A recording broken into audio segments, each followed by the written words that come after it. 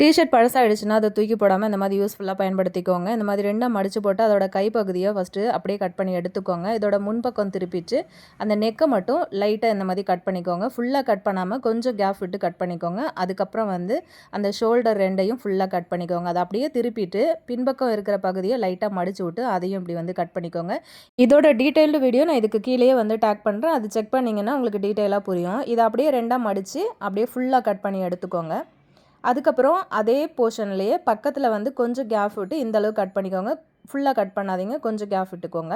இப்போ அதை பிரித்து போட்டால் இந்த மாதிரி தான் ஒரு ஷேப் இருக்கும். கடையில் காசு கொடுத்து வாங்குறதுக்கு பதிலாக இந்த மாதிரி வீட்டில் ரெடி பண்ணிக்கோங்க. இப்போ நம்ம ஆப்ரான் தான் ரெடி பண்ணோம். இதை வந்து காசு கொடுத்து வாங்காமல் வீட்டில் அந்த மாதிரி தூக்கி போடுற பழைய டிஷர்ட் இருந்தது அப்படின்னா நமக்கு சமைக்க, துணி துவைக்க, பாத்திரம் கழுவ அப்படின்னு சொல்லிட்டு இது ரொம்பவே யூஸ்ஃபுல்லாக இருக்குங்க.